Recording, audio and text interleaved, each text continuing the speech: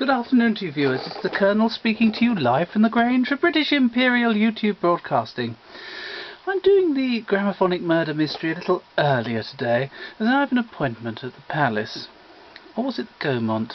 I've got to sweep the stage on one of them. Anyway, the Gramophonic murder mystery part 2.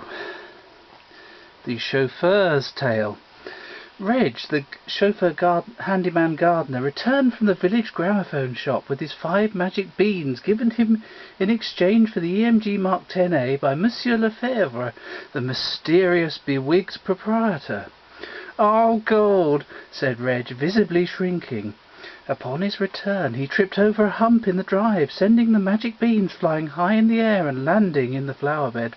To his astonishment they began to grow with rapid speed.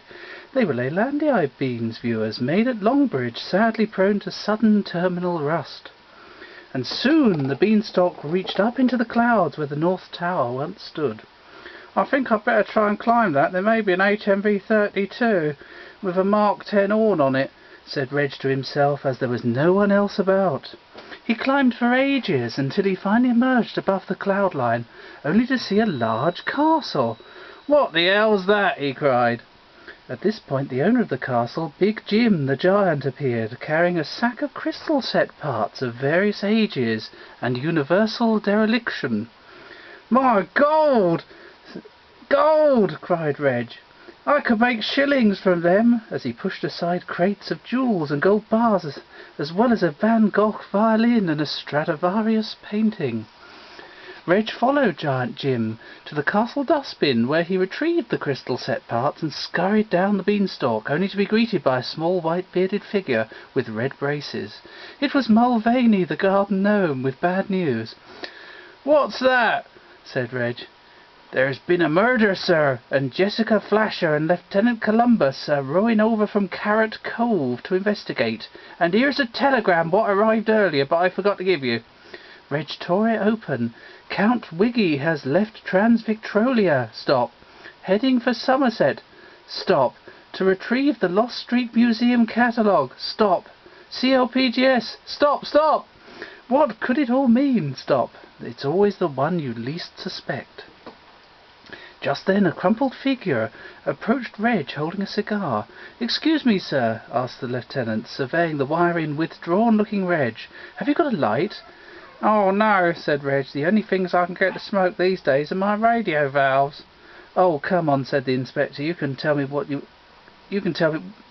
me where you were during the hours of 9 and 11 last night?"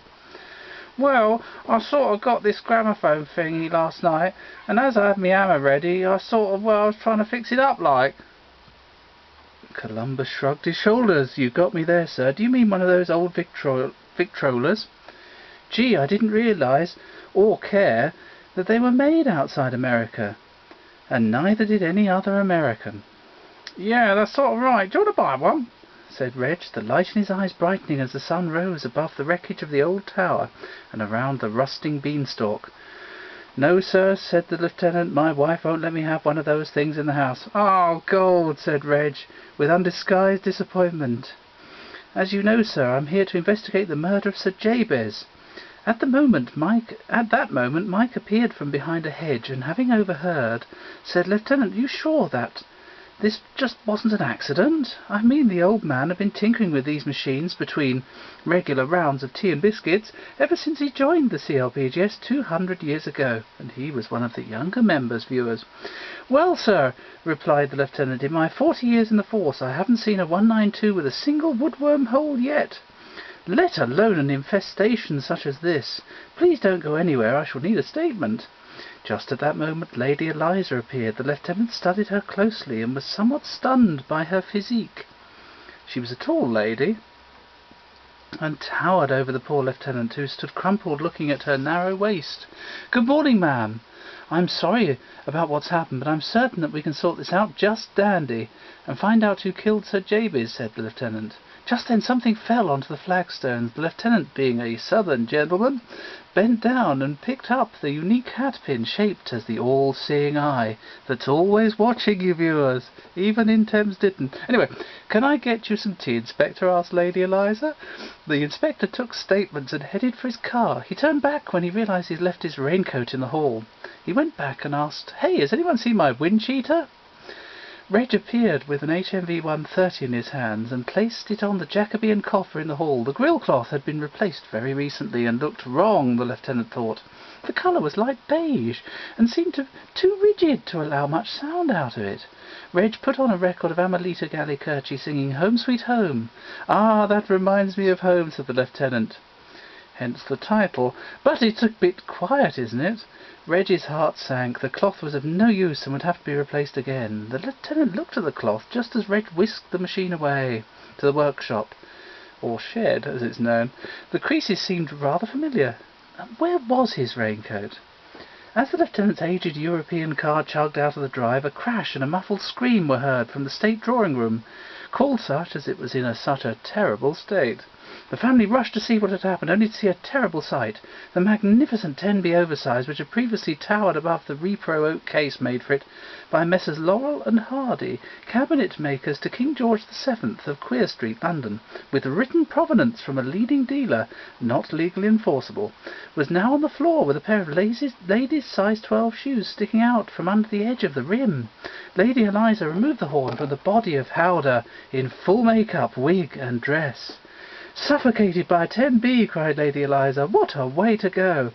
Lieutenant Columbus swiftly returned. "I was having dinner with my wife when the news came through," said the lieutenant. "And you know how fussy wives can be when you don't eat their linguine." Blimey, did I make a joke like that, viewers? Dear, oh dear. The lieutenant went over to the base of the Mark 10B oversize. "Cut through with the saw," he said. "A trap for anyone playing a record.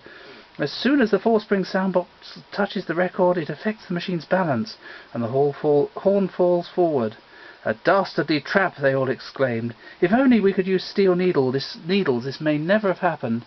"But how did they know Howder would be playing a record?" cried Lady Long Eliza. "Easy," said the lieutenant. "Whilst pursuing my duties last week, I went under cover as a waitress in the Pink Pussycat Tranny Club, Hendon, and spotted Howder there and knew he would be going tonight and would need to practice his quick-step, as did the killer." At that moment a ghastly howl was heard from the Bedford Mire. Half a mile from the house, a vast expanse of quicksand and derelict sheds, full of records and rusty gramophone parts, awaiting assembly into crappophones. It was the sound of the legendary gigantic terrier. A shiver went through the hunched back of Reg as he remembered an encounter with the terrier at Gloucester over a record cabinet. He still walked with a limp to this day. The howl was heard nearer the house, and then a scream.